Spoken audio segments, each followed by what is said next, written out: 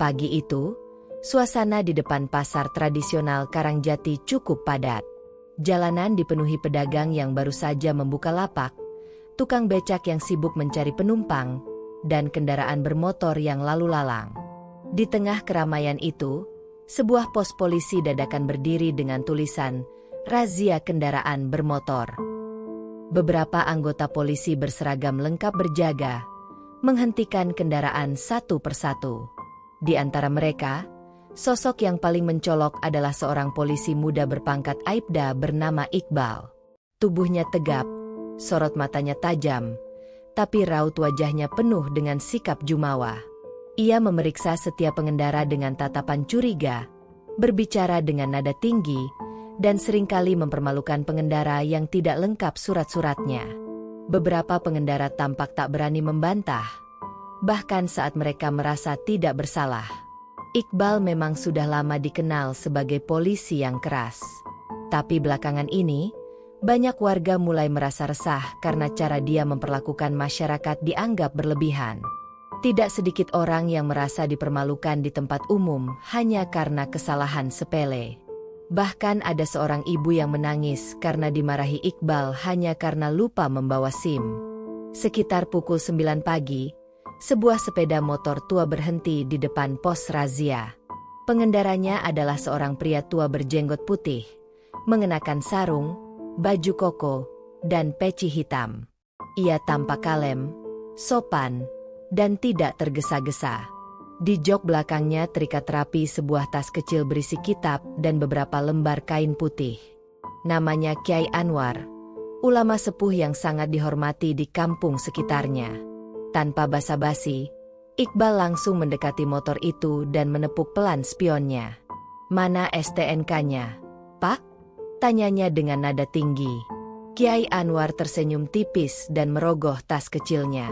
Ia menyerahkan STNK dan SIM dengan tangan gemetar, bukan karena takut, tapi karena memang usianya sudah lanjut. Iqbal melihat dokumen itu sekilas, lalu matanya menyipit. "Motor tua begini masih dipakai juga, Pak? Sudah waktunya istirahat, barangkali kayak pemiliknya juga," katanya dengan tawa sinis. Beberapa warga yang antri di belakang motor Kyai Anwar langsung menoleh, sebagian mengernyitkan dahi. Kyai Anwar tidak menjawab. Ia hanya memandangi Iqbal dengan tatapan sabar. Iqbal belum selesai. Ia mendekat dan mencium bau minyak kayu putih dari tubuh pria tua itu. "Ini beneran ke pasar, Pak? Atau mau ceramah ngajarin orang sok suci? Jangan-jangan surat-suratnya palsu," ujarnya sambil mengangkat alis. Ia bahkan mengambil STNK itu dan menyodorkannya ke salah satu petugas untuk diperiksa lebih lanjut. Petugas lain itu, Aibda Reza, tampak canggung. Ia mengenali Kyai Anwar. Ia tahu betul bahwa pria tua di depannya adalah pengasuh sebuah pondok pesantren kecil yang sering membantu warga tidak mampu. Tapi ia juga tahu betapa galaknya Iqbal saat ada yang membantah atau mencoba menegurnya. Reza hanya berpura-pura mengecek STNK itu dan mengangguk pelan. Tanda semuanya normal. Iqbal tetap bersikeras. "Pak, aturan ya aturan. Bapak pikir karena tua bisa seenaknya? Semua warga negara sama di mata hukum." Kyai Anwar menarik napas panjang. "Saya tidak keberatan diperiksa, Nak. Tapi berbicaralah dengan sopan. Ini tempat umum. Jangan merendahkan orang lain di depan umum, apalagi hanya karena tampilan luar." Iqbal mendengus. Sopan itu buat orang yang pantas dihormati. "Pak, jangan mentang-mentang pakai baju koko langsung minta dimuliakan. Saya ini polisi. Saya punya kewenangan." Beberapa orang yang melihat kejadian itu mulai mengeluarkan ponsel. Mereka merekam percakapan itu. Sebagian menggeleng tak percaya. Bahkan seorang pedagang sayur berbisik, "Itu Kyai Anwar. Loh, masa diperlakukan begitu?" Tapi tak ada yang berani menegur Iqbal secara langsung. Iqbal semakin terpancing. Ia menunjuk wajah Kyai Anwar dan berkata keras, "Kalau memang Bapak ini orang suci, orang baik, Coba doain saya sekarang. Doa Bapak manjur nggak? Atau cuma sekadar omong kosong? Semua yang mendengar tercengang. Suasana mendadak sunyi. Bahkan suara klakson kendaraan dari kejauhan terasa seperti berhenti. Kiai Anwar menatap mata Iqbal, tenang dan tanpa marah. Nak, lidah ini bisa jadi ladang pahala. Bisa juga jadi pisau yang membunuh dirimu sendiri. Saya tidak akan doakan keburukan. Tapi semoga Allah membuka matamu dengan caranya sendiri. Semoga kamu merasakan bahwa kekuasaan bukan untuk merendahkan, tapi untuk melindungi. Iqbal tertawa sinis. Ya sudah, kita lihat saja nanti. Saya nggak takut sama doa. Pak, saya kerja berdasarkan hukum, bukan mitos. Tanpa kata lagi, Kiai Anwar mengambil kembali surat-suratnya dari Reza, lalu menstarter motornya dan pergi perlahan, meninggalkan kerumunan. Warga yang menyaksikan kejadian itu diam 1000 bahasa. Tidak ada yang berani bersuara, tapi sorot mata mereka sudah cukup menunjukkan rasa tak nyaman mereka terhadap perlakuan Iqbal. Beberapa jam setelah kejadian itu, video rekaman dari warga mulai menyebar di media sosial. Di grup-grup WhatsApp, Instagram, dan bahkan TikTok, potongan video memperlihatkan sikap arogan Iqbal terhadap Kiai Anwar menjadi sorotan. Warganet geram. Kolom komentar dipenuhi makian, tagar polisi arogan dan hina ulama mulai merajai trending. Namun Iqbal tetap tenang. Ia bahkan tertawa saat melihat videonya viral. Baguslah, makin terkenal gue. Biar tahu siapa yang pegang hukum di kota ini, katanya kepada Reza sambil mengangkat kakinya ke atas meja. Tapi yang tidak ia tahu, hidupnya akan berubah drastis setelah hari itu. Dan bukan karena tekanan publik saja, tapi karena sesuatu yang lebih besar sedang menantinya. Malam itu, kota Karangjati sedang diguyur hujan. Rintik-rintik air jatuh membasahi atap rumah-rumah penduduk. Kebanyakan orang memilih untuk berdiam di rumah, menikmati suasana sejuk sambil menonton televisi atau menatap layar ponsel. Di salah satu rumah sederhana di pinggir kota, seorang pemuda bernama Fahri sedang merebahkan tubuhnya di atas kasur tipis. Tangannya menggenggam ponsel, matanya menyapu layar media sosial yang penuh dengan berita-berita tak penting. Namun jempolnya berhenti saat menemukan sebuah video yang diunggah oleh akun bernama Suara Warga Karangjati. Judul videonya, Polisi Arogan Hina Kiai di Tengah Jalan. Rasa penasaran membuat Fahri mengkliknya. Dalam hitungan detik, wajah Iqbal muncul di layar, sedang memarahi seorang pria tua bersarung. Suaranya terdengar jelas. Begitu juga kalimat-kalimat sinis yang dilontarkan Iqbal. Kalau memang Bapak ini orang suci, orang baik, coba doain saya sekarang. Doa Bapak manjur nggak? Fahri langsung bangkit dari kasur. Ia mengenali pria tua itu. Loh, ini Kiai Anwar, serunya kaget. Wah, gawat ini. Dalam waktu singkat, video itu menyebar cepat. Grup-grup WhatsApp warga desa penuh dengan tautan video yang sama. Bahkan di komunitas pengajian, para anggota langsung menanggapi dengan nada geram. Banyak yang tak percaya bahwa Kiai Anwar yang dikenal sebagai orang sabar dan bersahaja diperlakukan seperti itu. Pukul 11 malam, video itu sudah ditonton lebih dari 100.000 kali di berbagai platform. Komentar bermunculan tanpa henti. Ini polisi apa preman sih? Kok bisa seenaknya begitu? Kiai Anwar itu orang yang suka bantu warga miskin. Masak dipermalukan begitu. Ini harus ditindak. Kami sebagai umat Islam nggak terima. Salah satu akun Instagram besar yang membahas kejadian viral bahkan membuat utas panjang tentang Kiai Anwar, menjelaskan siapa beliau, kegiatan sosialnya, serta pengaruhnya di wilayah Jawa Timur.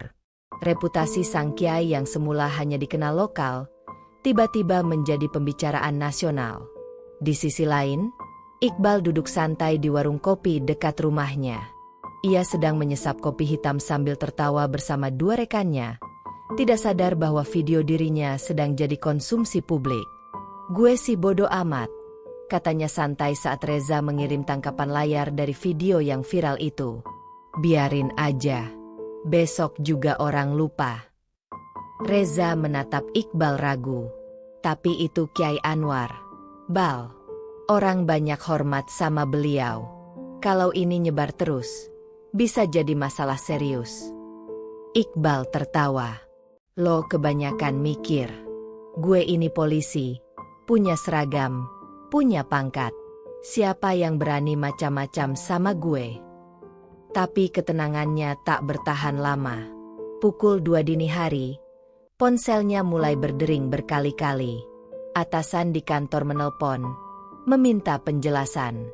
Bahkan dari Polres tingkat provinsi pun mengirimkan pesan, memintanya untuk hadir dalam rapat mendadak keesokan pagi. Iqbal mulai merasa tak nyaman. Ia pulang ke rumah dengan kepala penuh tanda tanya. Di dalam rumah, istrinya, Rina, menunggu dengan wajah tegang. "Mas, kamu lihat ini." Rina menunjukkan layar ponselnya. "Masuk TV digital. Video kamu udah diangkat sama media. Semua orang ngomongin." Iqbal merengut. "Biarin aja. Media cari sensasi doang. Gak usah dipikirin." Rina menarik napas dalam. "Kamu sadar gak? Ini bukan cuma soal viral. Ini soal harga diri keluarga kita. Bapak sama ibu di kampung juga udah tahu. Mereka malu." Tadi ibu telepon sambil nangis. Iqbal mulai panik. Ia duduk, mencoba berpikir. Tapi pikirannya kacau. Ia tidak menyangka bahwa aksinya yang menurutnya sepele itu bisa berbuntut panjang. Apalagi menyangkut tokoh sekelas Kiai Anwar. Keesokan paginya, kantor Polres dipenuhi suasana tegang. Beberapa petinggi berkumpul. Iqbal duduk di ruang sidang internal dengan wajah datar. Kapolres membuka pembicaraan dengan nada tegas. "Kamu tahu gak, Iqbal, berapa laporan masuk semalam? Lebih dari 2.000. Dan kebanyakan menuntut kamu minta maaf secara terbuka dan dicopot." Iqbal hanya diam. Untuk pertama kalinya, ia merasa terpojok.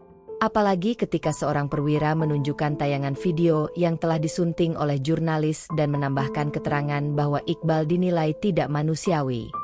"Saya cuma menjalankan tugas, Pak," ucapnya lemah. "Tugasmu bukan untuk merendahkan warga, apalagi menghina tokoh agama. Ini bukan sekadar pelanggaran etika, ini mencoreng institusi." Iqbal diminta untuk sementara waktu nonaktif dari tugas lapangan sambil menunggu proses internal. Ia juga diwajibkan memberikan klarifikasi dan permintaan maaf, baik kepada Kiai Anwar maupun publik. Namun, saat proses klarifikasi akan dilakukan, Kiai Anwar tidak mau menemui Iqbal.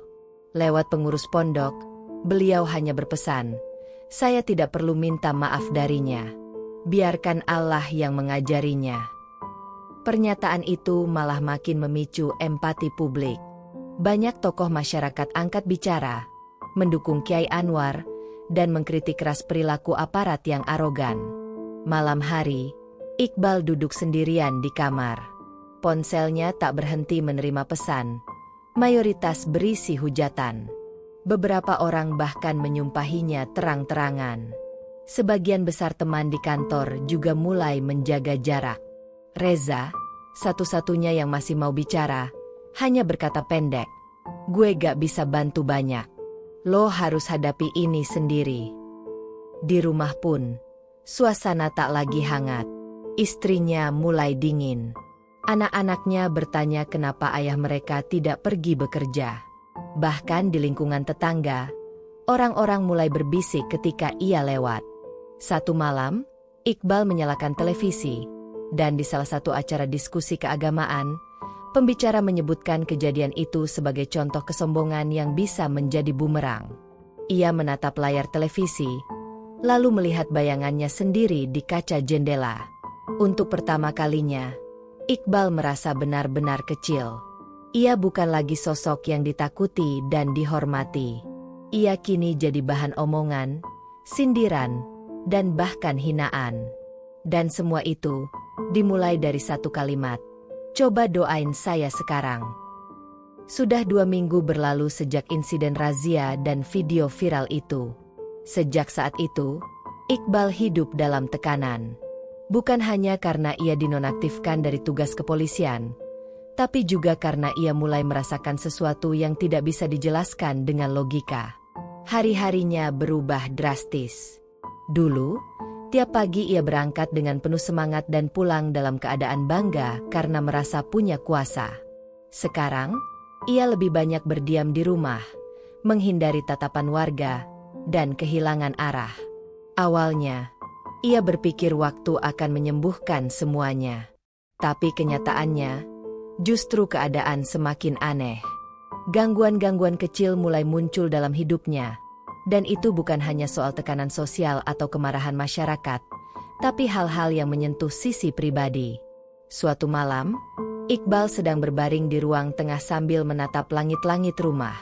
Televisi menyala, tapi pikirannya kosong. Istrinya, Rina, berada di dapur, menyelesaikan cucian piring. Anak-anak sudah tertidur di kamar. Semuanya terlihat biasa sampai tiba-tiba lampu rumah berkedip-kedip tanpa alasan. Iqbal berdiri, mencoba mengecek panel listrik. Tak ada masalah. Tapi saat ia kembali duduk, terdengar suara ketukan di pintu depan 3 kali. Pelan, tapi cukup jelas. Ia membuka pintu. Tidak ada siapa-siapa. Ia melangkah ke halaman, menyorotkan lampu dari ponsel. Tetap kosong. Tidak ada jejak. Bahkan tetangga yang biasanya duduk-duduk di teras pun tidak tampak. Ia kembali masuk. Baru saja menutup pintu, terdengar suara dari belakang rumah. Suara seperti benda jatuh. Ia berlari ke dapur, dan mendapati toples gula di atas meja pecah. Padahal tak ada siapapun menyentuhnya. Rina yang tadinya di kamar ikut keluar. "Apa itu, Mas?"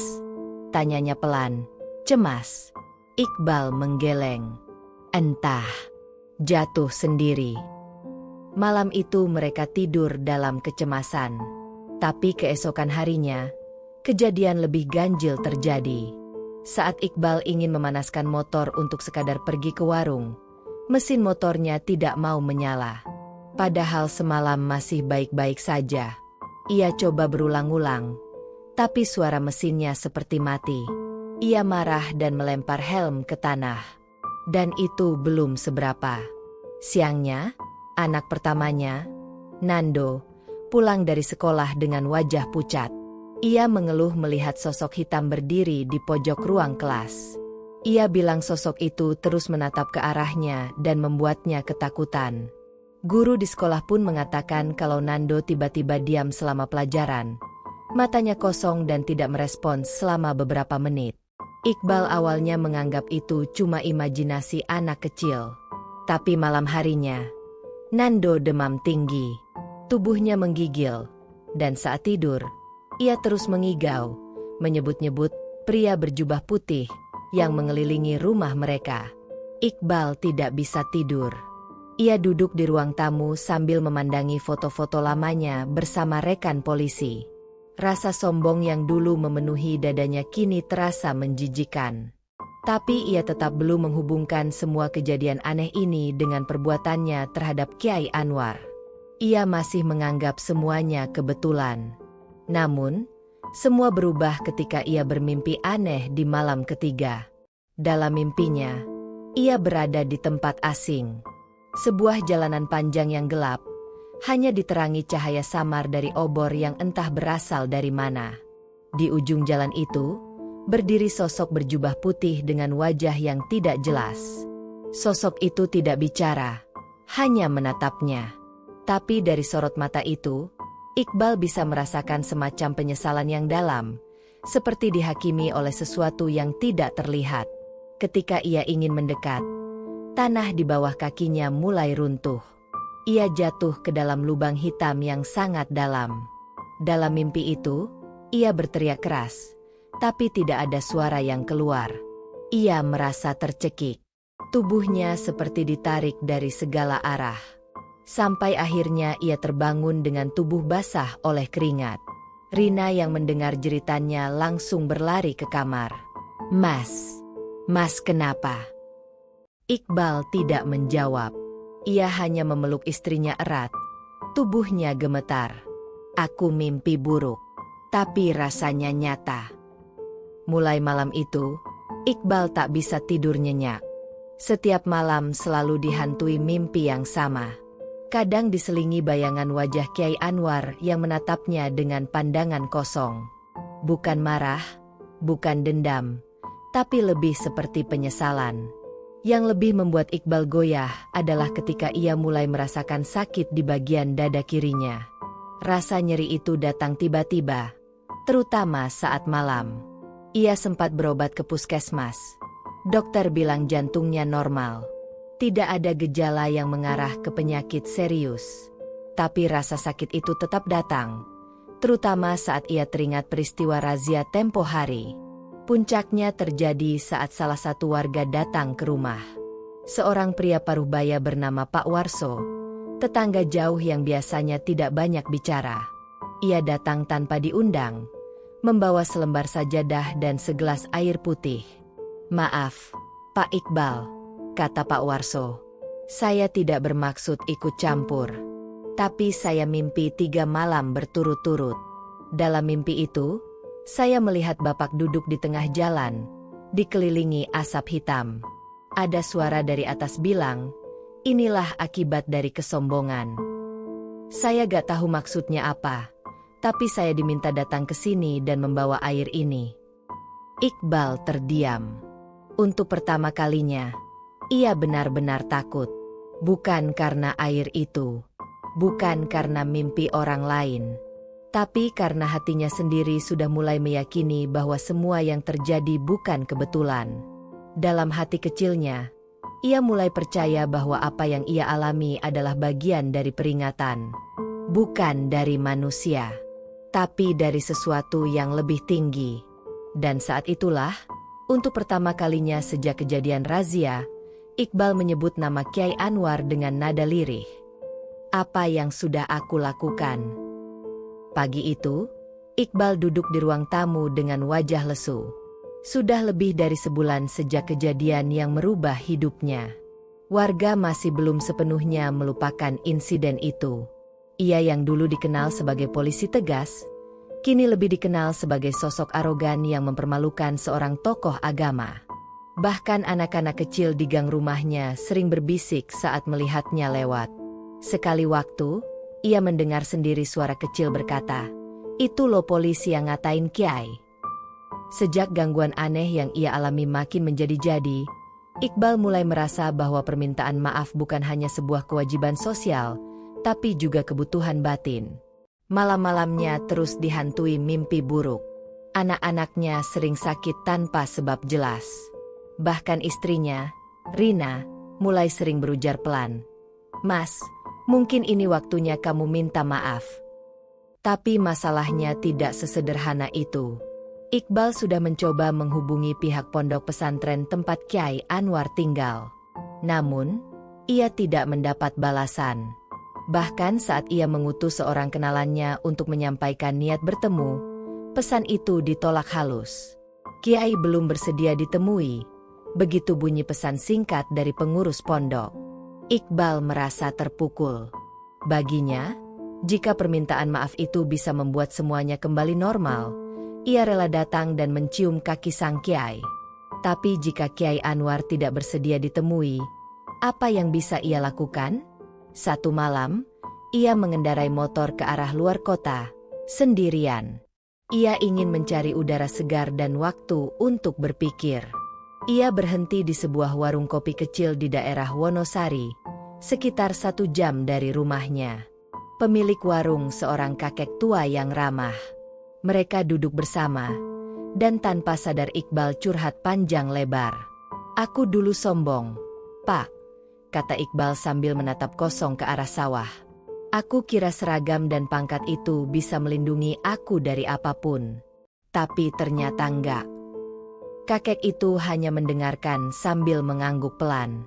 Ia menyalakan rokok kreteknya lalu berkata, "Kadang, manusia perlu kehilangan harga diri dulu biar ngerti nilai kehidupan." Tapi pintu maaf itu enggak tertutup. Nak, minta maaf itu bukan soal diterima atau enggaknya, tapi soal keberanian ngaku salah. Ucapan itu menampar batin Iqbal. Ia pulang malam itu dengan kepala penuh pikiran. Sesampainya di rumah, ia duduk di depan laptopnya. Ia membuka dokumen kosong dan mulai menulis surat. Tangannya gemetar saat menulis kalimat pertama. Kepada YTH, Kiai Haji Anwar. Saya Iqbal, orang yang telah menyakiti dan mempermalukan panjenengan di depan umum.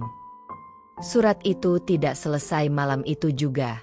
Berkali-kali ia hapus, ia tulis ulang, karena dadanya terasa sesak tiap kali mengingat peristiwa razia itu. Tapi akhirnya, ia berhasil menyelesaikannya. Bukan surat formal, tapi tulus dari hati. Ia mencetaknya dan memasukkannya ke dalam amplop. Esok paginya, ia mengenakan pakaian sederhana. Ia tidak ingin tampil dengan seragam atau gaya aparat. Ia hanya ingin menunjukkan bahwa ia datang sebagai manusia biasa, bukan sebagai polisi yang punya kuasa. Ia menuju pondok pesantren Kiai Anwar. Sampai di depan gerbang, ia ragu-ragu turun dari motornya. Beberapa santri yang sedang menyapu halaman melihat ke arahnya. Salah satu dari mereka berbisik, dan yang lain langsung menyipitkan mata, seakan mengenal siapa dia. Iqbal mendekat dengan pelan. "Assalamualaikum," sapanya. Seorang santri menjawab dingin. "Waalaikumsalam. Ada perlu apa, Pak?" "Saya mau titip surat untuk Kiai Anwar. Kalau bisa, saya ingin bertemu." Santri itu tidak langsung menjawab. Ia memanggil seseorang yang lebih tua. Mungkin salah satu pengurus. Pria berpeci putih itu datang mendekat, memandang Iqbal dari ujung kaki sampai kepala. "Bapak polisi yang kemarin, ya?" Iqbal mengangguk pelan. "Iya, Pak. Saya datang dengan niat baik. Saya mohon panjenengan mau menyampaikan surat ini kepada Kiai." Pria itu mengambil suratnya tanpa banyak bicara. "Kami sampaikan. Tapi soal mau ketemu atau enggak, itu hak Kiai." Beliau belum pernah sekalipun menyinggung nama Bapak sejak kejadian itu. Beliau malah lebih banyak berdiam diri, hanya bilang, "Biarkan Tuhan yang bicara." Ucapan itu menusuk hati Iqbal. Ia mengangguk dan mundur pelan, lalu meninggalkan pondok itu dengan langkah berat. Dalam hati, ia berharap surat itu dibaca. Ia tidak menuntut maaf. Ia hanya ingin menunjukkan bahwa ia menyesal. Tapi gangguan aneh belum berhenti. Malamnya, Rina terbangun dengan napas terengah-engah. Ia bermimpi melihat rumah mereka dipenuhi air hitam pekat. Anak-anaknya tenggelam di dalamnya. Dan di sudut rumah, ada sesosok bayangan besar berwarna hitam yang terus menatap ke arah kamar mereka. Iqbal langsung bangun dan menyalakan semua lampu. Ia mulai merasa lelah. Bukan karena tubuhnya, tapi karena jiwanya seperti dihimpit beban yang berat. Ia akhirnya mengambil air wudhu dan mencoba salat malam, hal yang dulu sangat jarang ia lakukan. Tapi bahkan saat sujud, hatinya belum tenang. Perasaan bersalah masih menggantung seperti awan mendung yang tidak kunjung bubar. 2 hari kemudian, ia mendapat kabar bahwa Kiai Anwar menerima suratnya, namun tetap tidak bersedia ditemui. Tapi, pengurus pondok menyampaikan bahwa Kiai menyuruh mereka mengirim satu pesan pendek lewat santri. Biarlah Allah yang membimbing beliau. Kalau niatnya benar, maka jalan akan dibuka. Iqbal membaca pesan itu berulang kali. Bukan karena kalimatnya panjang atau sulit dipahami, tapi karena maknanya terasa dalam sekali. Ia merasa seperti sedang diadili oleh hatinya sendiri. Apakah niatnya benar? Apakah ia hanya ingin masalahnya selesai? Atau benar-benar ingin berubah? Malam itu, Iqbal tidak tidur. Ia duduk di musala kecil dekat rumahnya, menatap sajadah yang sudah lusuh. Untuk pertama kalinya sejak ia menjadi polisi, ia menangis saat salat. Bukan karena takut dihukum, tapi karena merasa malu. Malu karena terlalu lama merasa paling benar, terlalu lama merasa paling berkuasa. Dan di tengah malam yang sepi itu, ia berseru lirih dalam doanya, "Ya Allah, aku cuma manusia. Kalau ini semua karena salahku, beri aku kesempatan untuk berubah."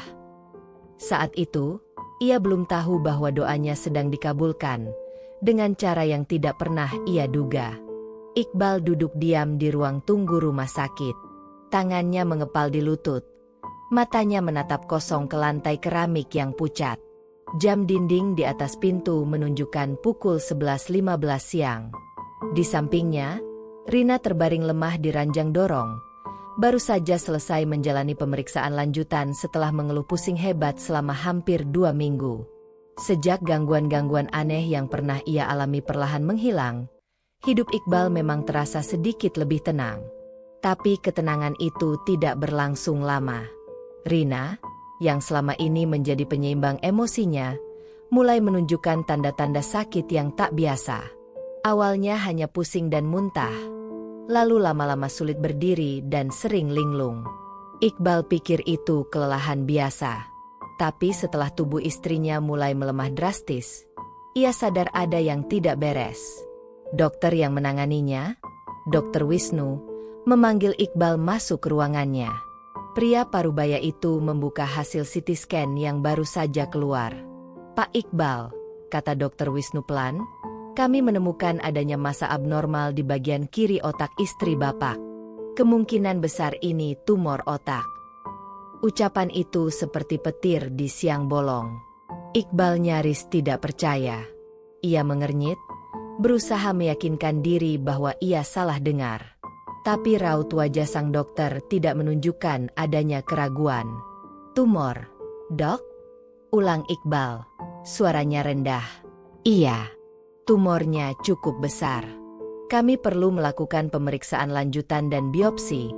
Tapi kemungkinan ini termasuk jenis yang agresif. Kami sarankan segera dirujuk ke rumah sakit yang punya fasilitas bedah saraf lengkap." Iqbal keluar dari ruangan itu dengan kepala berat dan langkah gontai. Rina menatapnya dengan wajah bingung. "Mas, gimana?" tanya Rina pelan. Iqbal hanya bisa menggenggam tangan istrinya. Ia tersenyum kecil, berusaha menenangkan, meskipun hatinya porak-poranda. "Nggak apa-apa. Cuma perlu cek lanjutan di rumah sakit besar. Besok kita ke sana." "Ya." Malam itu, rumah mereka sunyi. Anak-anak sudah tidur lebih awal. Iqbal duduk di ruang tamu, memandangi langit-langit rumah. Ia tidak menangis, tapi hatinya seperti diremas. Tumor otak bukan hal sepele. Ia tahu biaya operasi bisa mencapai puluhan juta. Dan sekarang, setelah dinonaktifkan dari jabatannya, ia praktis tidak punya pemasukan tetap. Tabungan keluarga hanya tersisa belasan juta. Itu pun sudah mulai terkuras sejak ia menganggur. Ia tak bisa tidur malam itu. Ia mencoba menghubungi beberapa teman di kepolisian, berharap ada yang bisa membantu. Tapi sebagian besar dari mereka tak lagi menjawab pesan. Beberapa membalas dengan jawaban normatif. "Maaf, bro, lagi sempit juga." Iqbal tidak marah. Ia hanya merasa semakin kesepian. Besoknya, ia dan Rina berangkat ke RSUD Dr. Soetomo, Surabaya. Setelah melalui berbagai antrean dan pemeriksaan, dokter spesialis saraf memastikan bahwa Rina harus menjalani operasi pengangkatan tumor dalam waktu maksimal 2 minggu. Semakin ditunda, semakin besar risiko kerusakan otak permanen. Total estimasi biaya operasinya sekitar 50 juta. "Pak, itu belum termasuk rawat inap dan pemulihan," kata salah satu petugas rumah sakit. Iqbal hanya bisa mengangguk. Di dalam hatinya, ia panik. Ia menunduk di kursi tunggu rumah sakit, merasa gagal sebagai kepala keluarga. Malamnya, ia membuka laptop, berniat menjual motor dinas lamanya yang masih ada di rumah. Ia unggah di beberapa grup jual beli. Namun, motor itu bukan motor biasa. Ada surat-surat kepemilikan kantor yang membuatnya sulit untuk dijual resmi. Ia frustrasi.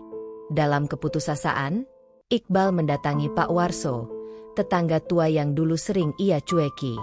Dengan ragu-ragu, ia mengetuk pintu rumah kayu itu. Pak Warso membuka pintu dan tersenyum kecil. "Lah, ada angin apa, Bal?" Iqbal menunduk. Malu. "Maaf, Pak. Saya datang bukan karena urusan pribadi. Saya butuh bantuan. Istri saya sakit, dan saya nggak tahu harus pinjam ke siapa lagi." Pak Warso tidak banyak tanya. Ia menyuruh Iqbal duduk, lalu masuk ke kamar sebentar dan keluar dengan amplop kecil. "Ini saya ada tabungan 5 juta. Ambil aja dulu, Bal. Nggak usah pikirin kapan kembalinya. Saya percaya kamu pasti balikin kalau sudah bisa," katanya sambil menepuk pundak Iqbal. Iqbal memeluk lelaki tua itu tanpa bicara. Air matanya jatuh sendiri. Ia merasa dihargai sebagai manusia, bukan karena jabatan, tapi karena kesungguhan niat. Beberapa hari kemudian, sebuah kejadian tak terduga terjadi. Iqbal yang sedang duduk di musala kecil dekat rumahnya, didatangi oleh seorang pemuda berjubah santri. Pemuda itu membawa amplop coklat besar dan sebuah surat. "Ini titipan dari Kiai Anwar," kata santri itu singkat. Iqbal tercekat. Ia buka amplop itu pelan. Di dalamnya ada uang 10 juta dan selembar surat tulisan tangan Kiai. "Pak Iqbal, ini bukan tentang balas dendam. Semua manusia pernah salah. Tapi kalau Bapak bersungguh-sungguh ingin memperbaiki, maka Allah yang akan buka jalannya. Gunakan ini untuk kesembuhan istri Bapak. Semoga Allah memudahkan." Iqbal tak kuasa menahan tangis. Ini bukan sekadar bantuan uang.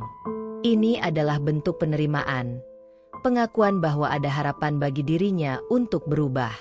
Operasi pun akhirnya dilakukan. Iqbal menemani Rina sepanjang proses, mulai dari ruang tunggu sampai perawatan pasca operasi. Rina sempat kritis, tapi selamat.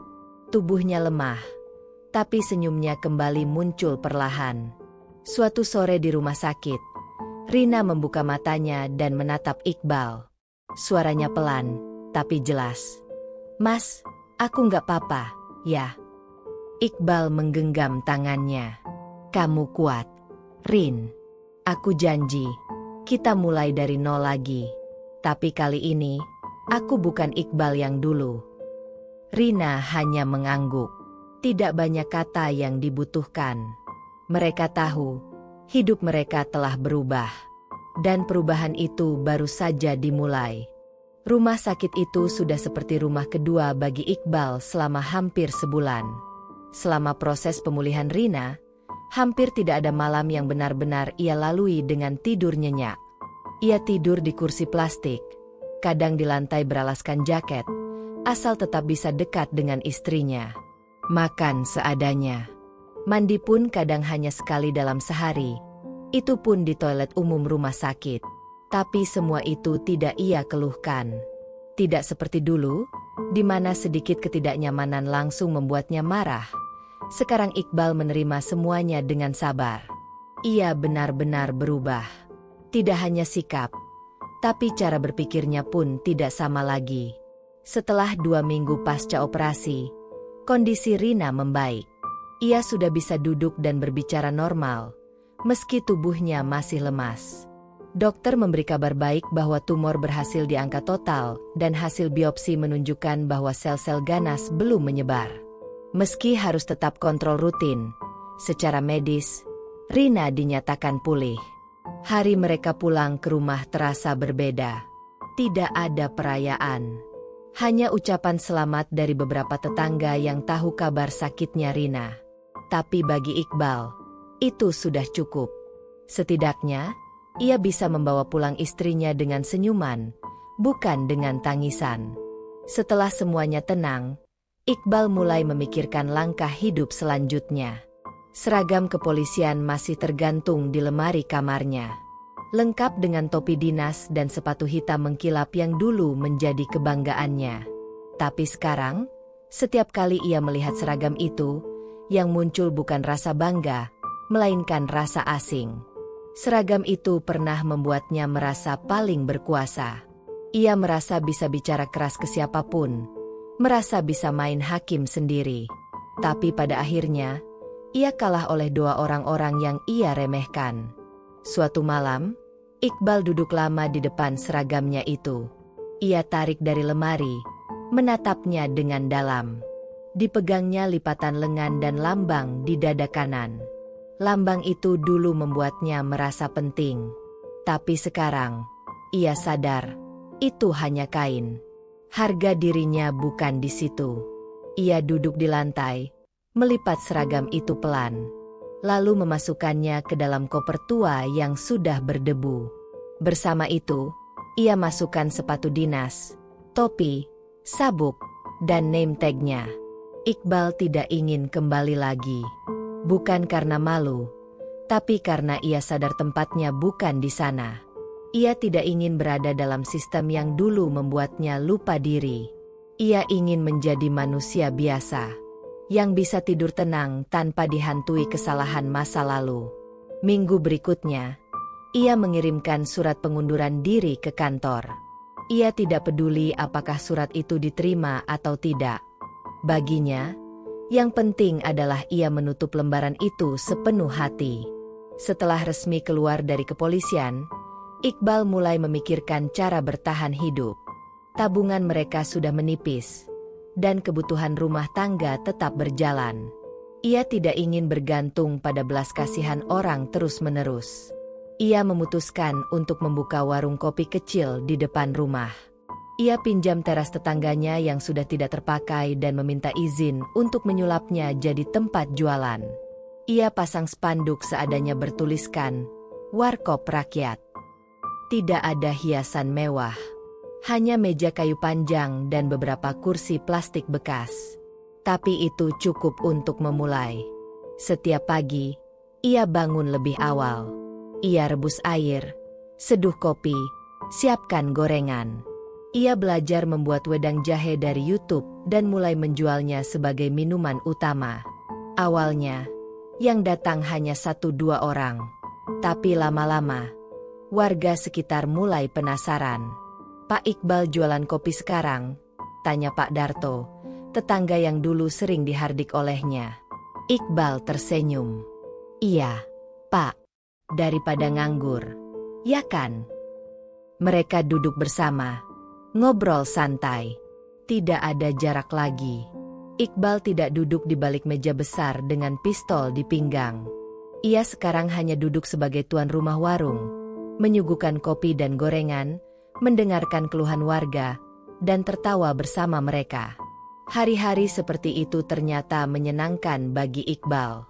Ia bisa bercengkrama dengan banyak orang, mendengarkan cerita tanpa perlu menyela, dan yang paling penting, ia bisa merasa diterima tanpa seragam. Di waktu-waktu senggang, ia mulai sering ikut kegiatan RT. Kadang bantu bersih-bersih masjid, kadang ikut ronda malam. Hal-hal kecil yang dulu ia anggap sepele, sekarang justru membuatnya merasa berarti. Rina pun mulai pulih.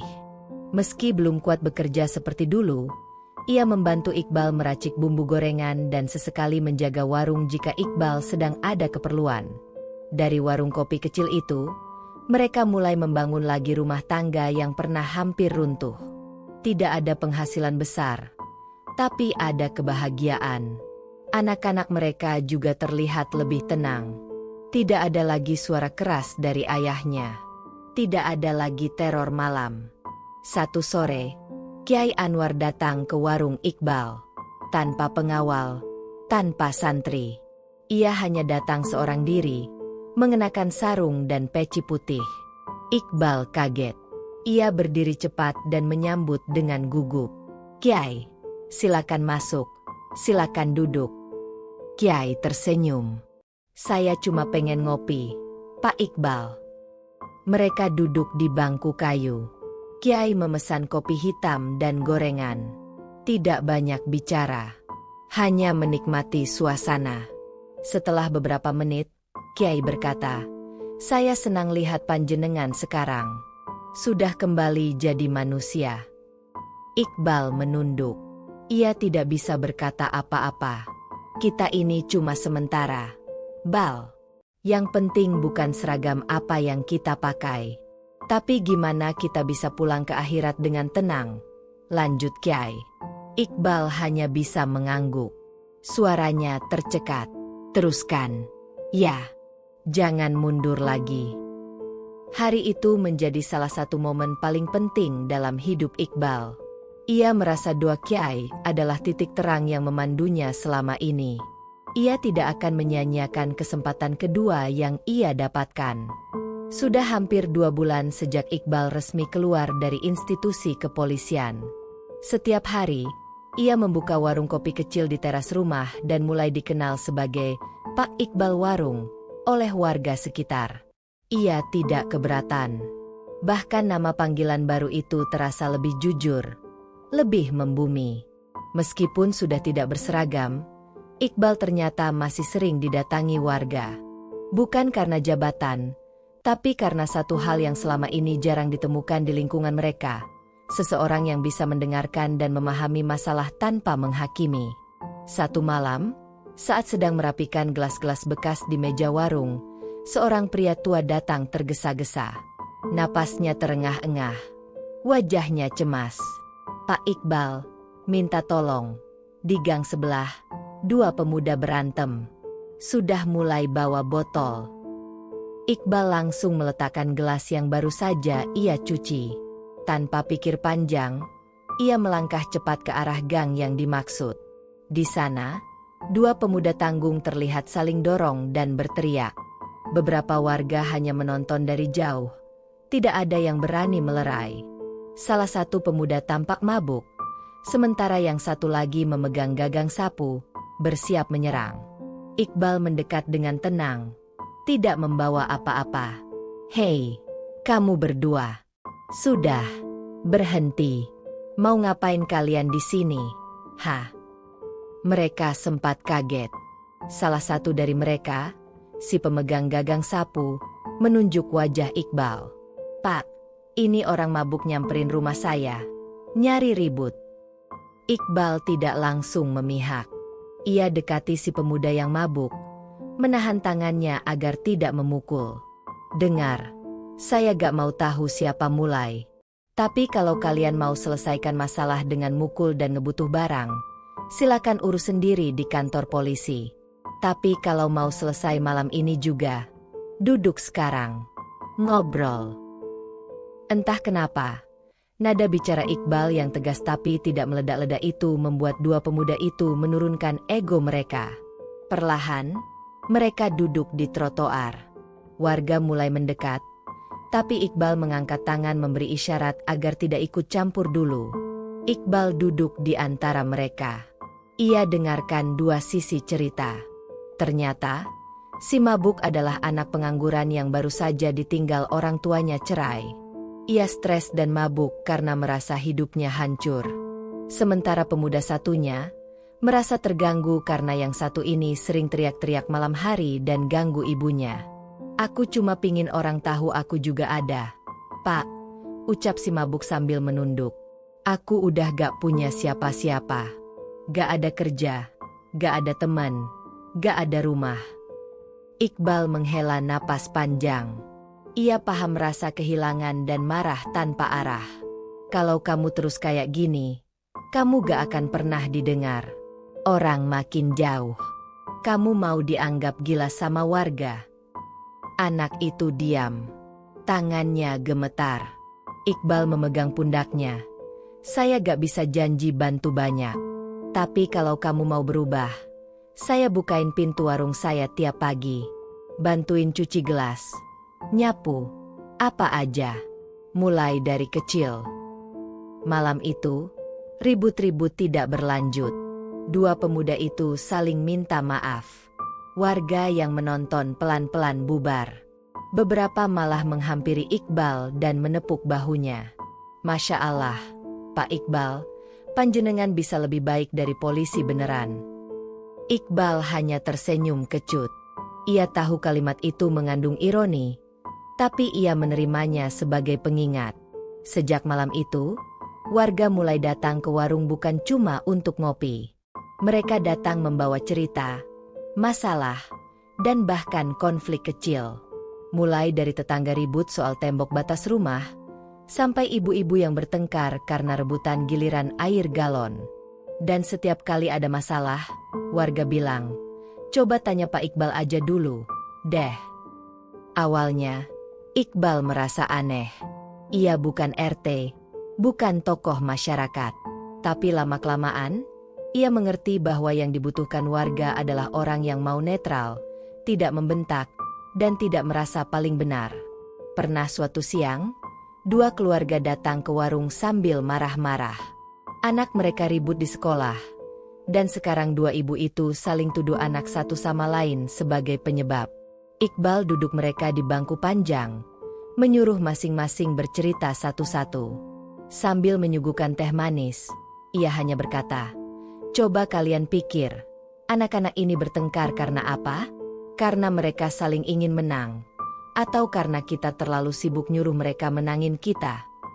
Kata-kata sederhana itu membuat dua ibu itu diam, dan akhirnya tertawa, malu sendiri. Anak-anak mereka ternyata ribut cuma karena berebut bangku di kelas. Iqbal tidak pernah menyangka hidupnya akan seperti ini. Dulu, orang segan karena pangkat. Sekarang, orang percaya karena pengalaman. Dulu ia berteriak untuk didengar. Sekarang, ia cukup duduk diam, dan orang mendekat sendiri. Beberapa minggu kemudian, Ketua RT mengundang Iqbal ke forum warga. Bukan untuk dipanggil secara resmi, tapi sebagai tamu kehormatan. Ketua RT bilang, "Pak Iqbal ini contoh bagaimana orang bisa berubah dan malah bermanfaat setelah pensiun. Kita butuh beliau untuk jadi bagian dari tim mediasi warga." Iqbal menolak halus jabatan resmi. Ia hanya bilang, "Kalau ada apa-apa, saya bantu sebisa saya. Tapi jangan pakai nama jabatan. Saya cuma orang biasa." Dan memang itu yang ia jalani. Tiap malam, jika ada laporan warga tentang keributan atau anak muda balapan liar, Iqbal datang, duduk, ngobrol, dan kalau perlu, antar ke rumah masing-masing. Ia tidak pernah lagi membentak, tidak mengeluarkan tangan, tidak menakut-nakuti. Cukup dengan kehadiran dan kepercayaan. Salah satu perubahan besar lain adalah cara Iqbal memperlakukan anak-anaknya. Dulu, ia keras. Sedikit salah, langsung dibentak. Tapi sekarang, ia lebih sabar. Ia duduk bareng anak-anaknya, tanya bagaimana sekolahnya, bantu PR, dan sesekali antar mereka ke warung untuk belajar berdagang kecil-kecilan. Hidupnya memang jauh dari mewah. Tapi sekarang, rumah itu hangat. Tidak ada lagi ketegangan. Tidak ada lagi istri yang takut berbicara. Tidak ada anak yang sembunyi setiap kali ayah pulang. Semua orang bilang Iqbal berubah. Tapi bagi Iqbal sendiri, ini bukan soal berubah. Ini soal sadar. Sadar bahwa hidup bukan tentang siapa yang paling keras suara atau pangkatnya paling tinggi. Tapi siapa yang bisa tetap jujur, bahkan ketika tidak ada yang mengawasi. Sore itu, warung kopi milik Iqbal dipenuhi suara tawa warga. Seperti biasa, beberapa bapak-bapak dari kampung sebelah mampir untuk sekadar menyeruput kopi sambil ngobrol. Iqbal, dengan celemek lusuhnya, mondar-mandir antara dapur dan meja panjang di teras. Tak ada yang aneh. Sampai tiba-tiba, suara motor menderu keras berhenti di depan warung. 3 orang berseragam polisi turun. Salah satunya mengenakan jaket dinas, 2 lainnya memakai baju sipil. Tanpa basa-basi, mereka langsung masuk ke warung. Salah seorang langsung menunjuk ke arah remaja yang sedang duduk di pojok sambil memainkan HP. Itu, kamu namanya Arul, kan? Ikut kami sekarang. Anak muda yang dipanggil Arul itu langsung berdiri. Wajahnya pucat. Ia tidak menjawab, hanya menatap bingung. Ibu Arul yang ikut duduk di meja belakang langsung berdiri dan mendekati polisi. Ada apa ini, Pak? Anak saya kenapa? Tanyanya panik. Salah satu dari polisi itu membentak. Jangan ikut campur, Bu. Anak ibu ini ketahuan posting status hina institusi. Kami sudah dapat bukti. Kami bawa dia buat diperiksa. Warga yang tadinya ngobrol mulai berdiri, mendekat. Beberapa mulai berbisik. Suasana berubah tegang. Arul ditarik kasar, membuat gelas kopi di tangannya jatuh dan pecah. Ibu Arul berteriak, tapi tak satu pun dari 3 polisi itu mundur. Iqbal berdiri dari balik meja. Wajahnya tidak menunjukkan amarah, tapi ketegasannya jelas. Sebentar, Pak. Saya mantan anggota. Saya tahu prosedur. Kalau mau ambil orang, apalagi anak di bawah umur, apalagi di ruang publik, harus jelas surat tugas dan dasar hukumnya. Salah satu dari mereka mendelik. Pak siapa? Urus warung saja. Jangan ikut-ikut masalah negara. Iqbal pelan-pelan membuka dompetnya, menunjukkan kartu anggota lamanya yang masih ia simpan. Saya memang sudah bukan anggota aktif, tapi saya masih tahu hak warga sipil. Suasana hening sesaat. Polisi itu menatap kartu tersebut. Lalu wajah Iqbal. Salah satu dari mereka tampak ragu. Iqbal melanjutkan, kalau dia salah, silakan proses sesuai aturan. Tapi bukan begini caranya. Ini anak masih umur 17 tahun. Masih sekolah. Biar saya antar ke kantor. Tapi jangan dipaksa dan dibentak seperti kriminal. Ada ibunya di sini. Berikan waktu dia jelaskan. Ketiga polisi itu akhirnya melunak. Mereka tetap bersikeras membawa Arul. Tapi kali ini dengan cara lebih sopan. Arul menatap Iqbal dengan mata berkaca-kaca. Seolah baru kali ini ada orang dewasa yang membelanya saat berhadapan dengan kekuasaan. Setelah polisi pergi bersama Arul dan ibunya, warga masih ramai membicarakan kejadian itu. Banyak yang merasa muak dengan arogansi oknum seperti tadi. Salah satu warga, Pak Sanusi, mendekati Iqbal dan berkata, Pak, kalau bukan panjenengan yang tadi turun tangan, anak itu bisa-bisa dipukul atau dipaksa ngaku. Hanya karena status di medsos. Iqbal mengangguk. Saya pernah ada di posisi mereka. Saya tahu rasanya merasa bisa lakukan apa saja karena pakai seragam. Tapi saya juga tahu rasanya jadi warga biasa yang haknya diinjak-injak. Malamnya, Iqbal tak bisa tidur. Ia terus berpikir tentang Arul. Ia tahu betul bagaimana mental anak muda bisa hancur karena perlakuan kasar aparat. Apalagi jika ternyata yang dilakukan anak itu hanya curhat di status medsos, tanpa menyebut institusi langsung. Paginya, ia ke kantor polisi tempat Arul dibawa. Ia tak datang sebagai pembela hukum, melainkan sebagai pendamping warga. Di sana, ia temui Kanit Reskrim yang dulu pernah satu angkatan dengannya. Iqbal membuka percakapan dengan tenang. Saya cuma minta keadilan ditegakkan. Jangan ada pemaksaan. Kalau salah, proses hukum dengan benar. Tapi kalau tidak cukup bukti, jangan dibuat-buat. Anak itu masih sekolah. Masa depannya masih panjang. Kanit Reskrim itu menatap Iqbal dengan ekspresi sulit dibaca. Kami tahu kamu sudah berubah, Bal. Tapi ini urusan institusi. Ada tekanan dari atas soal penghinaan institusi di medsos. Kami cuma jalankan tugas. Iqbal menjawab dengan mantap. Saya tahu, tapi menjalankan tugas juga ada batas. Kalau caranya salah, yang rusak bukan hanya anak itu, tapi nama institusi itu sendiri. Setelah 1 jam berdiskusi, Akhirnya diputuskan bahwa Arul akan dikembalikan ke orang tuanya sambil menunggu pemeriksaan lanjutan. Tidak ada penahanan, dan status akan diselidiki lebih lanjut secara objektif. Ketika keluar dari kantor, Ibu Arul langsung memeluk Iqbal. Tangisnya pecah, penuh rasa syukur. Ia tak menyangka ada orang seperti Iqbal yang mau pasang badan demi anak orang lain. Arul hanya menunduk, malu. Tapi sebelum mereka berpisah, ia sempat berkata lirih, "Terima kasih, Pak. Saya kira orang kayak Bapak cuma ada di film." Iqbal tidak menjawab. Ia hanya mengelus kepala anak itu dan berkata, "Jangan salah pakai jempol.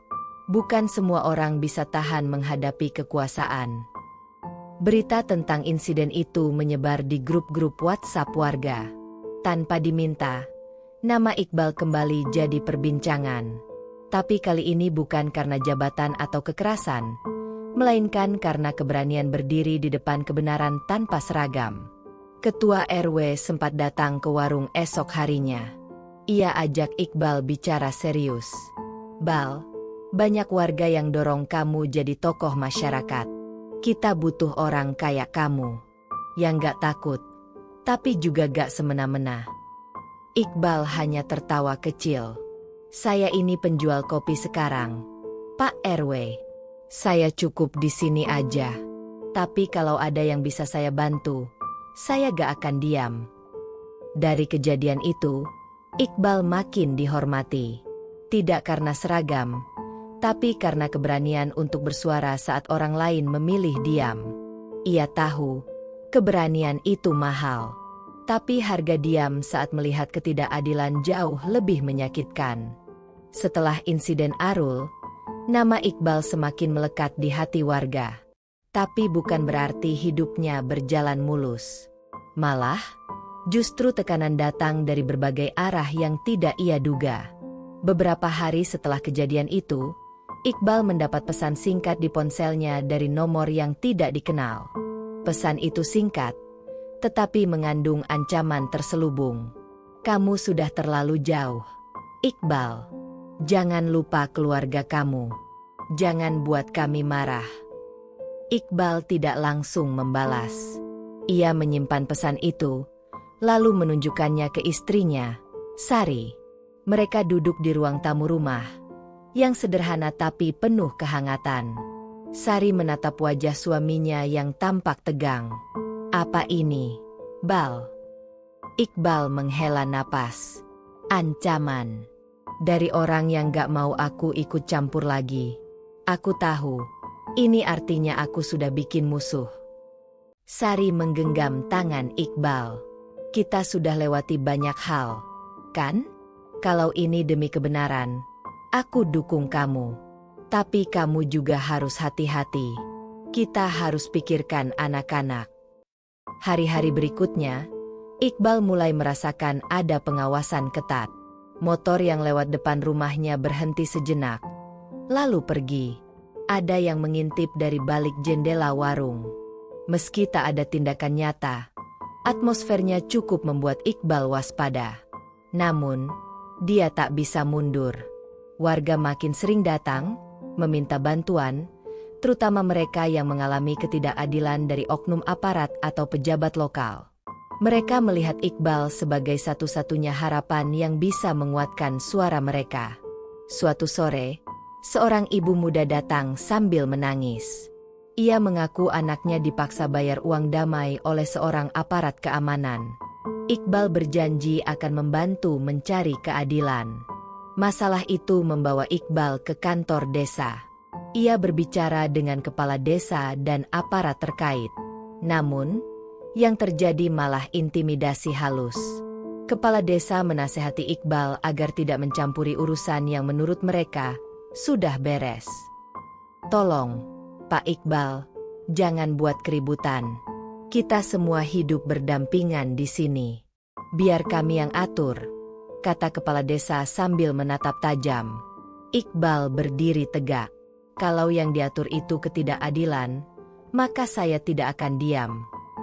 Malam itu, saat pulang, Iqbal menemukan rantai sepeda motor anaknya yang dipotong. Sebuah peringatan jelas. Kembali ke rumah, ia ceritakan pada Sari. Ini sudah sampai ke keluarga kita. Sari menangis dalam pelukan suaminya. Bal, aku takut. Kalau ini terus terjadi, bagaimana anak-anak kita? Iqbal memutuskan untuk membentuk kelompok kecil bersama warga yang memiliki tekad sama. Mereka ingin melawan sistem yang tidak adil, tapi dengan cara yang benar. Tidak main kekerasan, tapi dengan melapor ke media, membuat dokumentasi, dan memperjuangkan hak mereka secara hukum. Proses itu tidak mudah. Mereka sering dipantau. Beberapa warga mundur karena takut. Tapi semangat Iqbal dan kelompoknya tetap kuat. Suatu hari, Iqbal mendapat undangan dari seorang jurnalis lokal. Jurnalis itu ingin mengangkat kisah perjuangan warga dan tekanan yang mereka hadapi. Iqbal tahu ini kesempatan besar. Ia harus berani membuka cerita secara luas agar ketidakadilan bisa diketahui publik. Namun, di balik itu, tekanan semakin berat. Orang-orang tak dikenal mendatangi warungnya, menanyakan kabar dengan nada ancaman. Anak-anaknya mulai takut ke sekolah. Istri dan keluarganya memohon agar ia berhenti. Tapi Iqbal hanya berkata, "Aku sudah terlalu jauh untuk mundur sekarang." Pada titik ini, Iqbal sadar perjuangannya bukan hanya soal dirinya. Ini tentang masa depan keluarganya dan seluruh warga kampung. Babak berikutnya akan menjadi ujian terbesar bagi Iqbal. Bagaimana ia mempertahankan integritas dan keberanian, tanpa mengorbankan keselamatan orang-orang yang ia cintai. Hari-hari setelah perjuangan Iqbal semakin berat, suasana di kampung mulai berubah. Warga yang awalnya takut, perlahan bangkit dan mulai bersuara. Bahkan beberapa media lokal dan nasional mulai meliput kisah mereka. Viralnya insiden Arul dan ketegangan yang terjadi membuka mata banyak pihak bahwa masalah ini bukan sekadar persoalan kecil, tapi soal keadilan dan penghormatan terhadap hak asasi manusia. Iqbal tahu bahwa ini bukan akhir, tapi justru awal dari sebuah babak baru perjuangan yang lebih menantang. Ia harus tetap kuat, meski beban yang ditanggung kian berat. Suatu pagi, setelah beberapa bulan berjuang, Iqbal menerima panggilan dari sebuah lembaga independen yang bergerak di bidang hak asasi manusia. Mereka mengundangnya untuk berdiskusi dan meminta kesaksian terkait intimidasi dan pelanggaran yang terjadi di kampungnya. Ini menjadi titik balik. Iqbal berbicara dengan jujur, apa adanya, tanpa menutup-nutupi sedikit pun. Semua rekaman, foto, dan testimoni warga diserahkan sebagai bukti yang tak terbantahkan. Pihak lembaga itu menyatakan akan membawa kasus ini ke ranah yang lebih tinggi, agar oknum-oknum yang bertindak arogan dan melanggar hukum dapat diproses secara serius. Namun, bukan berarti jalan mulus. Tekanan dan ancaman tetap ada. Suatu malam, Iqbal mendapat telepon dari seorang yang mengaku dari kepolisian pusat. Suara di ujung sana menawarkan perlindungan dan meminta dia menghentikan semua aktivitasnya demi kepentingan bersama. Iqbal hanya menjawab dengan tegas, kebenaran dan keadilan tidak bisa ditutup dengan ancaman. Saya akan terus memperjuangkannya demi warga kampung saya. Hari-hari berikutnya, tekanan semakin terasa. Tapi warga yang dulu diam, sekarang semakin solid. Mereka mengadakan pertemuan rutin dan membentuk tim pemantau agar tidak ada lagi intimidasi yang tak terdeteksi. Media pun semakin gencar memberitakan perkembangan kasus tersebut. Video viral Iqbal yang menegur polisi arogan menjadi sorotan utama. Banyak tokoh masyarakat dan pejabat negara turut angkat suara, mendukung perjuangan warga kecil yang selama ini tertindas. Puncaknya, diadakanlah sidang pengadilan khusus terhadap oknum polisi yang terlibat. Iqbal dihadirkan sebagai saksi kunci. Dengan penuh keberanian, ia menceritakan semua yang dialami, bagaimana polisi arogan tersebut melanggar prosedur, melakukan intimidasi, dan menindas warga tanpa alasan jelas. Sidang berlangsung ketat dan penuh tekanan dari berbagai pihak. Tapi bukti-bukti kuat dan kesaksian warga membuat hakim tidak bisa mengabaikan fakta. Akhirnya, putusan dijatuhkan, oknum polisi tersebut dinyatakan bersalah dan dijatuhi hukuman disiplin berat, termasuk pemecatan dan proses hukum pidana. Ini menjadi sejarah kecil bagi kampung itu, bahwa kebenaran bisa menang walau harus melewati perjuangan panjang dan penuh risiko. Kemenangan ini tidak hanya dirayakan oleh Iqbal dan keluarganya, tapi juga seluruh warga kampung. Mereka merasa hak-hak mereka dihormati, dan keadilan bisa ditegakkan. Iqbal duduk di teras rumahnya, menatap anak-anaknya bermain dengan tenang. Istri di sampingnya tersenyum hangat. Semua rasa lelah, takut, dan tertekan selama ini akhirnya terbayar lunas. Ini baru permulaan, kata Iqbal pelan pada dirinya sendiri. Tapi setidaknya, kita sudah berhasil melangkah ke arah yang benar. Kisah Iqbal dan warga kampung menjadi inspirasi bagi banyak orang di daerah lain. Mereka belajar bahwa suara kecil pun bisa didengar jika berani bersatu dan berjuang dengan cara yang benar. Iqbal tidak lagi hanya penjual kopi sederhana di warung kecil. Ia menjadi simbol keberanian, kejujuran, dan harapan bagi mereka yang merasa tak berdaya menghadapi kekuasaan yang semena-mena. Dan meski hidup tak selalu mudah, Iqbal percaya satu hal, selama ada kebenaran di hati, tidak ada kekuatan yang bisa memadamkan nyala api keadilan. Tamat.